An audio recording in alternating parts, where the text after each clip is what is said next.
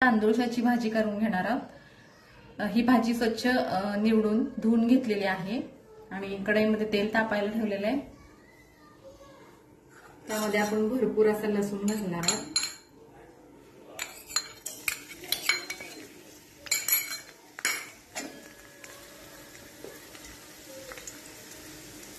लसूण चांगला लालसर झाला मग आपण भाजी टाकणार आहोत।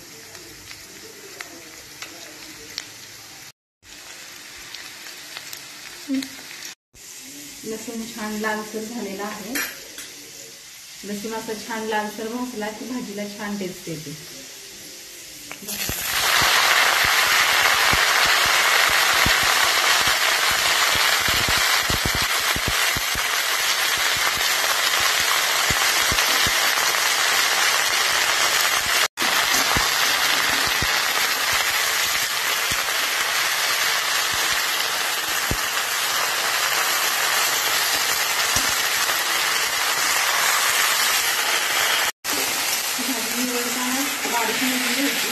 भाजी चिरायची नाही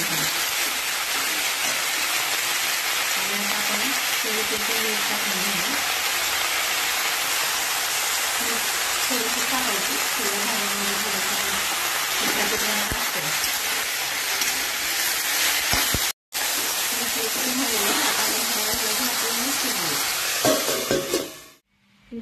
आता आपण ज्वारीची भाकरी करणार आहोत।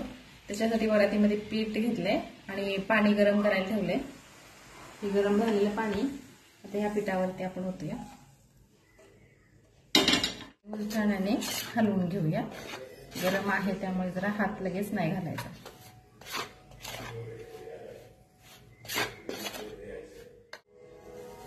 आता हाताने पीठ मळून घेऊया।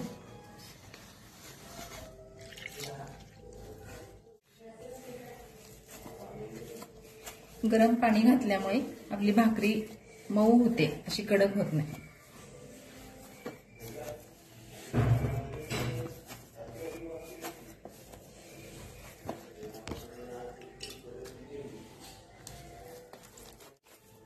चांगली चुरून घ्यायची म्हणजे भाकरी करताना चिरत नाही।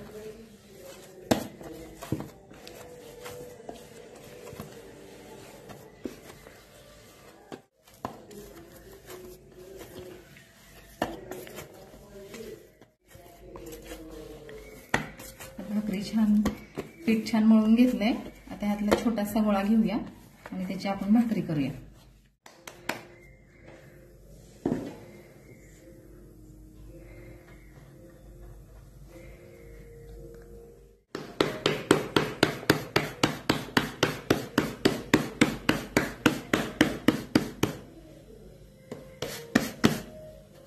थोडंसं खाली पीठ टाकूया म्हणजे भाकरी खाली चिटकणार नाही आणि छान फिरेल। तवा गरम झालेला आहे। आता भाकरी आपण तव्यामध्ये टाकूया आणि वरून पाणी लावून घेऊया।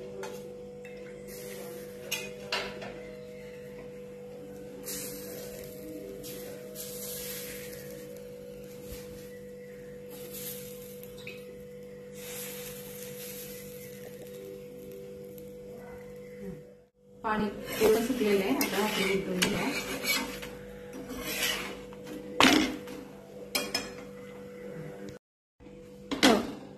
खालच्या साईडने भाकरी पूर्ण भाजून घेतलेली आहे।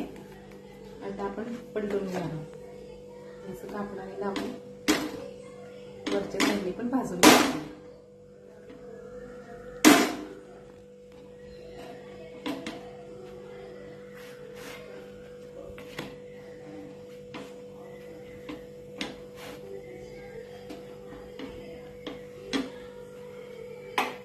छान फुगलेली आहे आणि भाजून पण झालेली आहे।